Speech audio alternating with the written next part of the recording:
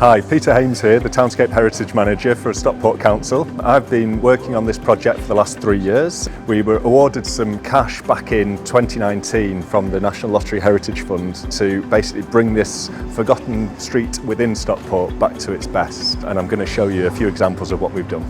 So behind me is the former Martin's Bank. The building's in a poor state of condition, let's say, and you can see Budleia has now taken root and is making itself at home. Luckily, we've got some grant funding to put towards this, which will see the frontage taken down and a much more sympathetic frontage re-added to the building, improving the heritage value and reducing maintenance over the course of its life.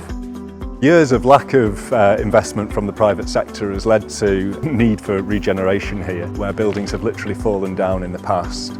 So public sector have stepped in, along with the National Lottery Heritage Fund, to really accelerate the regeneration of this area and bring it back to its former glory. Not maintaining a building is bad for the immediate future, but if it's left and left and left, you'll end up with an absolute catastrophe. And funnily enough, I'm stood exactly where a BMW met its maker when the front of this building actually toppled down and buried it under a pile of bricks. My name is Paul Kelsall. I'm one of the directors at Kelsall Architects. We are an architectural practice based here in Stockport Old Town. We work with a lot of heritage buildings in and around the Old Town. A do-nothing approach is a really bad idea because you're effectively kicking the can further down the alley. So a regular maintenance regime annually or every 5 years can save you a big chunk of money when those problems exacerbate over time. What can be the most damaging thing for a historic building? Generally, it's prolonged issues, so prolonged water ingress. So the most damaging thing is not dealing with the issues when the issues arise. Rebecca Goddard here, the Townscape Heritage Assistant. It's my first job since uni and it's great to be based in Stockport. I grew up here as a child and it's great to see the changes that the Underbanks has seen. It's nice to be part of that journey. It's now become a place for me to work and play. We go to the bars, we go to the shops.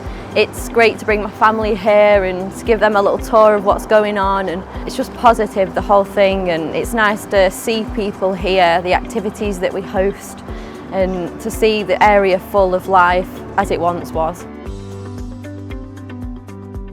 The improvements on the street mean that everybody raises their own standard as well. All the businesses have started thinking about putting plants outside the business to make things look nicer, because you see an improvement in other areas and so you feel more pride in your own. Just walk down Underbank, you can see the impact the fund's had. It's changing the feeling down here, like there's actually something happening. It's a nice place to be at the minute.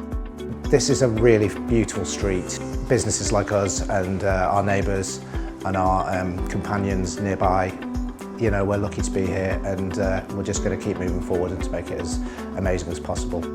The difference has been immense. The focus now on the Underbanks, and now the Heritage Fund is here. There's a real sense of community now and a pride in the area, and everybody's pushing for this area to become the next best thing in Stockport, because it is the best street in Stockport. There's more vitality right through from early morning office footfall to evening trade with the bars and eateries. And I could wholeheartedly say that that's been almost entirely down to the National Heritage funding, their influence in the area, and their not just their financial input, but their enthusiasm for the beautiful place that we have. So, 55 years ago, 1967, the Jimi Hendrix Experience played at the Sinking Ship Club here on Underbanks. We wanted to immortalise it with this mural here behind us by Otto Schade. In terms of maintenance, we made sure that the paintwork was varnished after it was put on, so it won't fade in the sun and it won't flake with the weather. This wonderful building has got such rich history in the area. It was left to fall into disrepair under a pub chain that had it previously, but the council compulsory purchased it, and we spent the best part of £1 million bringing it back to its former grandeur. It's about keeping the quality at the level we've already achieved, because that's what keeps the place vibrant. It's what keeps people wanting to come back and experience the Underbanks, both now and for future generations.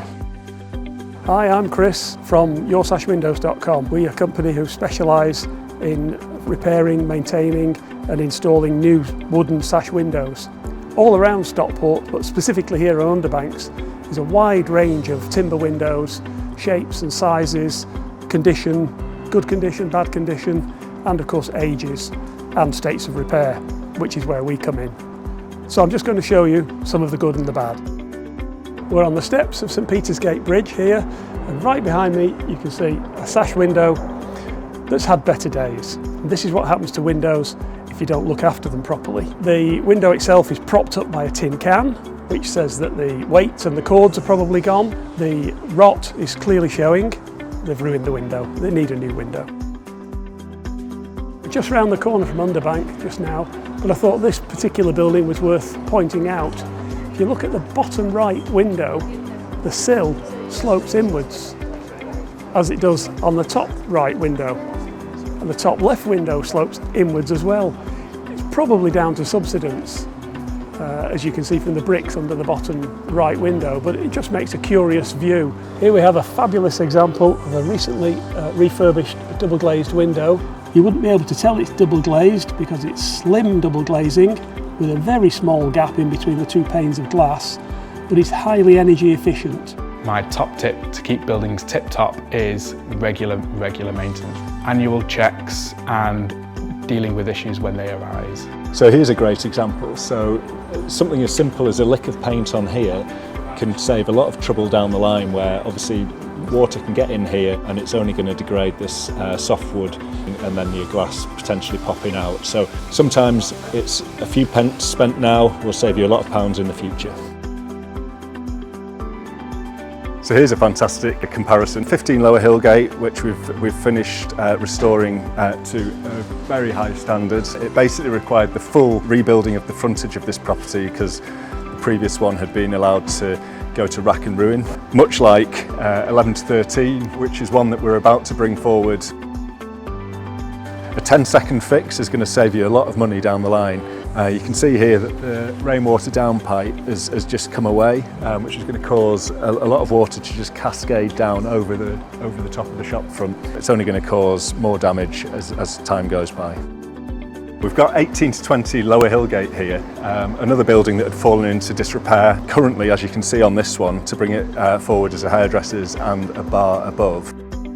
My name is Peter Jameson. I'm the Contracts Director at Hora Heritage, who are carrying out the conservation works on 18 to 20 Lower Hillgate. Some of the common problems you have with a building like this that's been left for such a long time is the deterioration of the brickwork behind the actual render and the stonework. Bringing it back to brick gives a much better look. We can use lime mortar in the joints, and importantly, it's zero maintenance once it's done. So by bringing back sort of the heritage of these buildings, you're actually saving yourself money in the long run. The building on my left is a prime example of what the building on my right used to look like before the render was taken off. Now taking the render off, we've gone back to the historic fabric of the building and what it was when it was first built, which is the way it should have always been. It's fantastic for the client and the members of the community to see that the lottery funding are giving massive amounts of money to help prepare and restore these buildings. As you can see, the windows that we're installing are a complete replica of the original fabric of the building.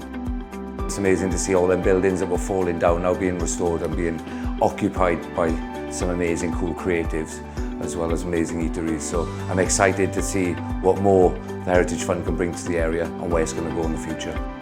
It's not just buildings that we're investing in the area, we're also investing in all the spaces in between. These are all built to last, and hopefully we won't need to be revisiting the public realm for a long, long time.